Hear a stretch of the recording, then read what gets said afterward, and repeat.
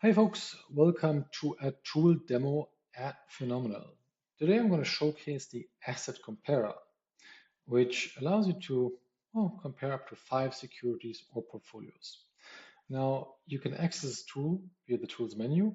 Um, it doesn't cost anything. You don't even need to register for it. And you can either simply add tickers or ISINs here in terms of if you want to analyze a mutual fund or ETF. Or if you have portfolios, you can import them from your dashboard. And you could simply select them over here and analyze them on the asset comparer.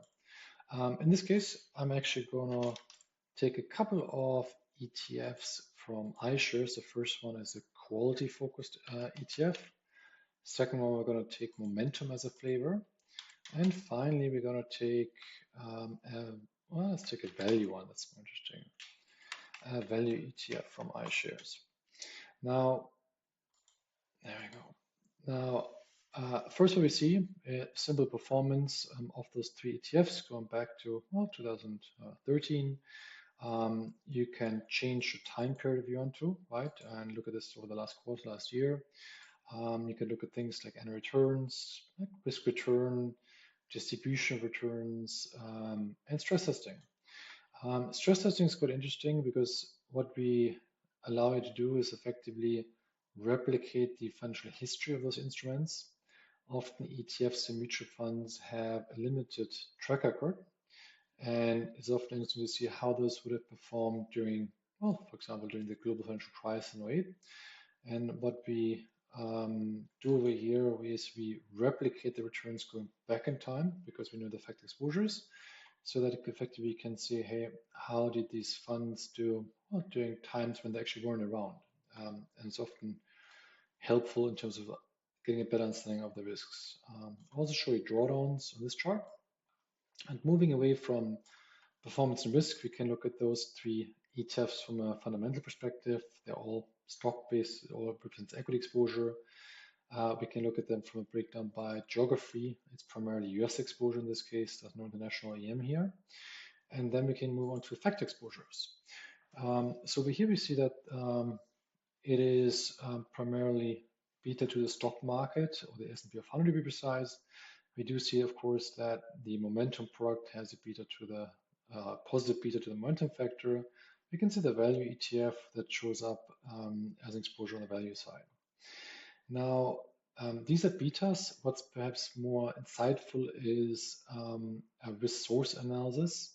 Often when you look at things like the betas, you think, well, the key driver of this portfolio is the value factor, or momentum factor in this case, and value for the Russell 1000 value ETF. But it's actually the equity risk that dominates as a risk source.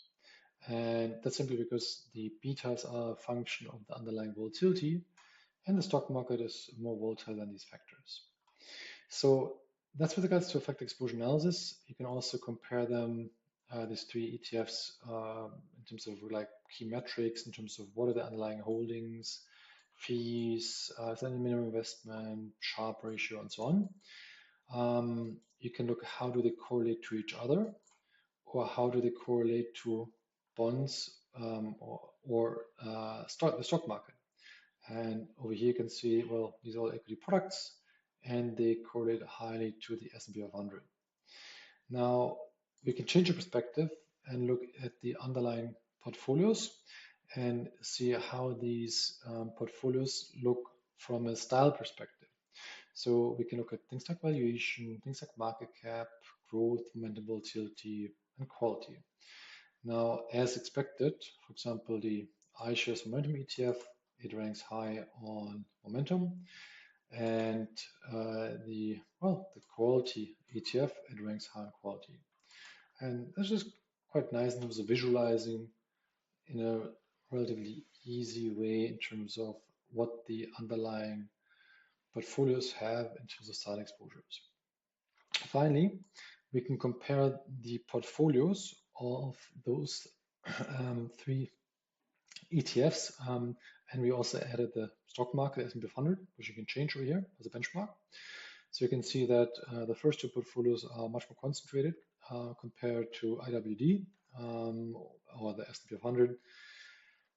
And you can also see the overlap in holdings, either in terms of number of stocks or percentage-wise. So you can see that the overlap between the quality factor ETF and the momentum one or the value one or the S&P 500.